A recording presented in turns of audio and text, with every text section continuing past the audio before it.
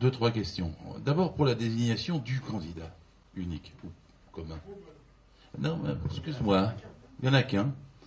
Donc on ne peut pas réfuter unique, parce que s'il n'y en a pas qu'un, il y en a trois, nous perdons. Donc c'est mathématique, donc c'est là d'où on part. C'est-à-dire, moi, si je vis ma vie de militant, je suis contre la présidentielle.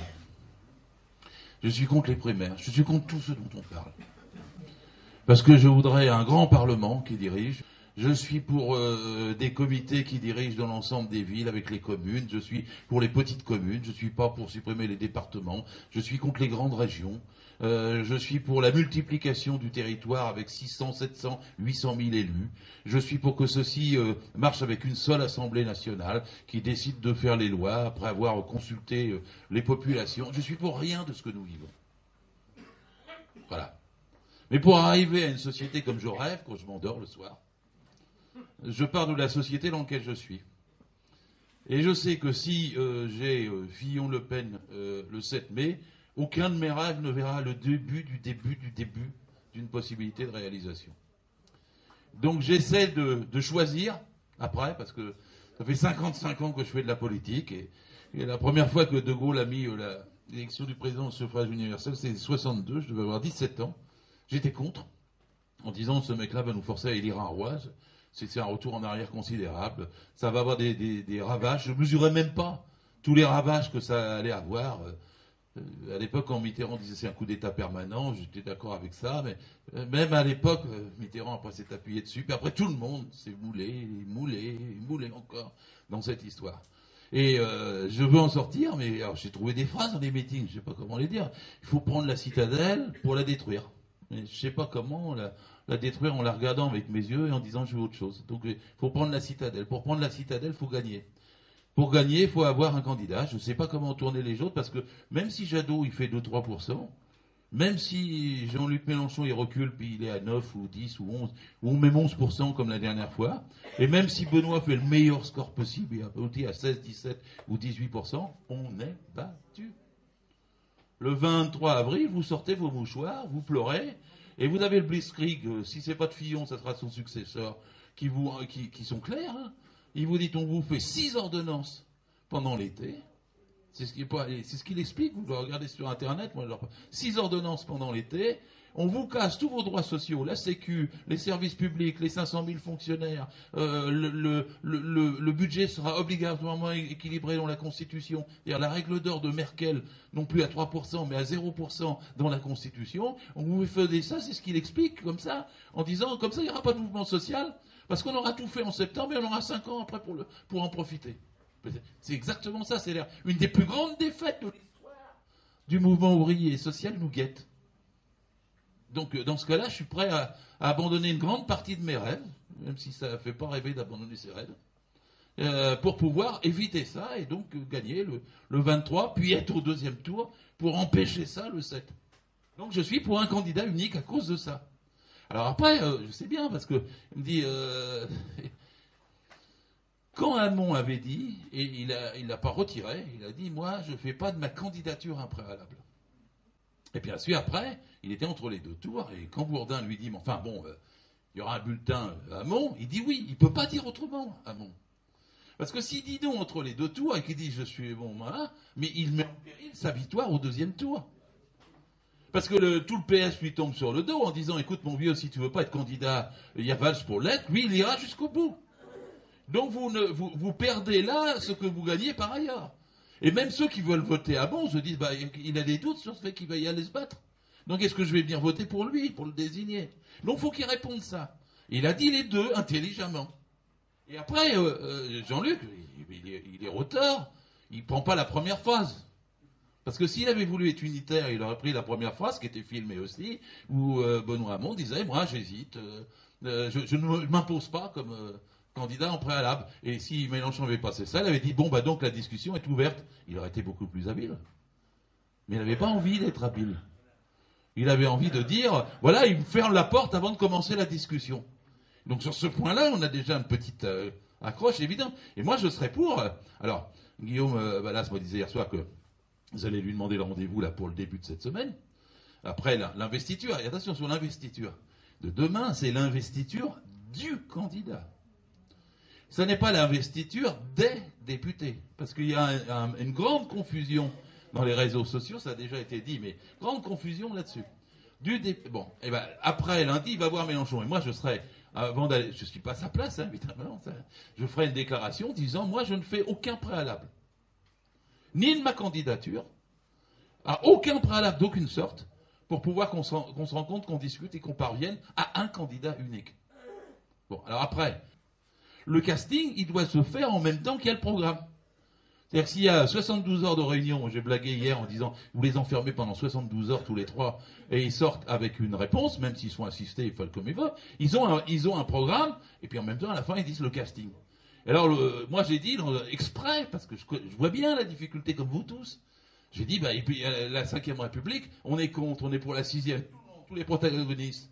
Donc, on n'a pas envie que ça soit dirigé avec du pouvoir personnel comme Hollande. Donc, le président doit moins présider et le Premier ministre doit faire plus. Vous pouvez dire, il y en a un qui est président et l'autre Premier ministre. Alors, Christian Paul est venu me tomber sur le dos en me disant, c'est pas toi qui désigne les premiers ministres. J'ai dit, non, c'est pas moi. Il me dit, oui, mais t'as mis un peu que Mélenchon pourrait l'être. C'est vrai que dans une des premières phrases, je l'avais mis. Et puis tout le monde m'est tombé sur le dos en disant, pourquoi mais... Non, je l'ai retiré. Mais j'ai dit, l'un pourrait l'être, l'autre pas. Et après, ils s'arrangent entre eux dans le même temps qu'ils concluent le programme. Et la phrase importante, qui est celle de Guillaume, c'est quand on se rend compte, il n'y a pas de préalable. Parce que s'il y a un préalable, on ne se rencontrera pas, puisqu'il y aura un enjeu. Mais par contre, si on sort de là avec l'idée, on a rédigé un programme, même l'AFP, qui ne sont pas des experts, ils ont fait une espèce de bulle avec ce qui était commun, pas commun, il n'y a qu'à regarder. C'est pas dur à faire. C'est une question de volonté s'il n'y a pas de préalable. Parce que s'il y en a un qui met un préalable en disant « je suis 100% contre le nucléaire », et bien celui qui cède ou qui cède pas, après les commentateurs, ils arrivent, il a cédé, c'est de la tambouille, donc il y a du compromis, donc il n'y a plus de dynamique, etc. Donc il ne faut pas faire, même sur le programme, de préalable. Donc la réunion, elle devrait se faire comme ça. Et alors ensuite, après, écoutez, vous pouvez avoir, mais alors, si quelqu'un qui a un accord, vous sortez, vous avez un programme, et alors c'est Hamon, il est président, et c'est lui qui va être le tête de liste. Et il a donné comme parole, en gros, l'autre est Premier ministre. Mais il n'y a plus de doute sur la législative. Soyez absolument cohérents. Il n'y a pas de doute sur le fait que l'autre va pas dire tu t'apprêtes à gouverner avec Valls, avec la droite du parti, si c'est lui qui est le Premier ministre. Si vous avez un engagement public et un accord de ce point, vous dites la place pour Jadot, pour un grand ministère de l'écologie, il n'y a aucun problème non plus. Donc en vérité, vous apportez la solution implicitement. Alors après, comment ça se passe pour les législatives? Moi, c'est chiant d'avoir passé des heures entre des appareils pour discuter des législatives. Est-ce que dans le 19e, c'est Caroline de Haas ou El Khomri? Est-ce que dans le 20e, c'est Cambadélis ou Léa Filoche? Est-ce que, etc. Ceci dit, il va bien falloir le faire. Parce que, comment on peut faire autrement? Que tout le monde, que Sansflore s'épanouisse. Mais Sansflore s'épanouisse, ça veut dire 5 fois 577 candidats.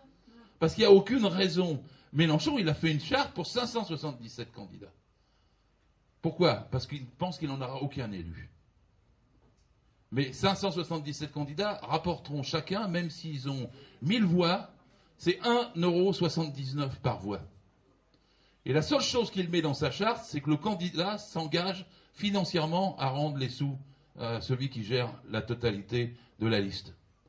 Et donc, il ne prévoit pas de gagner, il prévoit d'avoir de l'argent pour pouvoir se battre ensuite, après l'élection, multiplié par, s'il a, de façon dispersée, 500 000 voix, 800 000 voix, qui sont réparties dans les 577, sans avoir dépassé nulle part 1 ou 2%, ça fait quand même beaucoup d'argent. D'ailleurs, pour ça que Lutte ouvrière qui a compris ça il y a à peu près 25 ans, quand dès qu'il y a eu le financement des partis, dépose 577 candidats, même s'ils ont 1%. Parce qu'avec 1%, partout, vous avez beaucoup d'argent pour pouvoir vous battre. Et donc, en vérité, vous faites prévaloir quoi? Non pas la victoire, puisque vous savez qu'elle n'aura pas lieu. Vous faites prévaloir la construction de votre courant, de votre organisation, de votre parti, pour les batailles ultérieures, en faisant la croix sur la victoire. Si on fait la croix sur la victoire, on a le blitzkrieg par lequel j'ai commencé.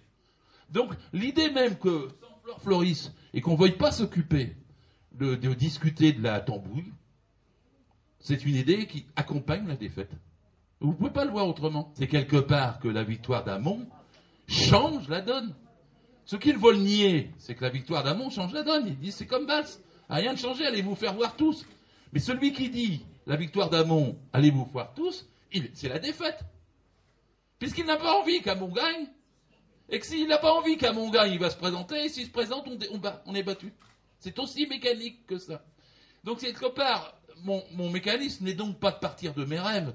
Mon mécanisme, c'est de partir comment on n'en a qu'un par circonscription pour accompagner la victoire qu'on doit avoir, et on doit avoir cette victoire. Donc je ne raisonne pas par rapport à mes rêves, mais par l'obligation de gagner. C'est ce que j'ai appelé obligation de résultat. Alors à partir de ce moment-là, normalement, il y a le raisonnement se tient. Alors c'est pas brillant la tambouille, je le dis, je sais plus si... C'est pas brillant la tambouille, hein, parce que j'aimais vous dire, là, ça sera un peu plus long. Et là, il y a 5, 6, 7 semaines, je suis en train, en même temps que je vous parle, vous mesurez toutes les difficultés. Parce que chaque jour compte.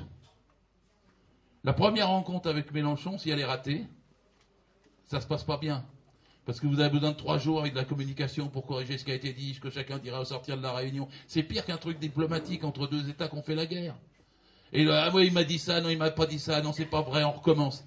Puis vous avez une deuxième réunion, mais la deuxième réunion, alors vous allez y arriver, vous allez pas y arriver, vous y arrivez pas, c'est foutu. Ah, la gauche, on va se mettre d'accord, bon, Macron monte. C'est exactement comme ça qu'on va vivre les choses. Et donc la bataille pour nous, la bataille pour une candidature unique à l'arrivée est une bataille de toute la gauche. Et je vais vous dire pourquoi de toute la gauche, à mon avis. C'est pas pour forcer le trait, c'est qu'il faut même faire de la place, si on peut, dans cette négociation, à un candidat du NPA, à un candidat de lutte ouvrière et à un candidat les candidats du MRG, etc. Il faut qu'il n'y ait pas de contestation à la fin de la discussion sur les législatives. Il faut prendre le temps pour qu'il n'y en ait pas. Et il faut expliquer ça à tout le monde.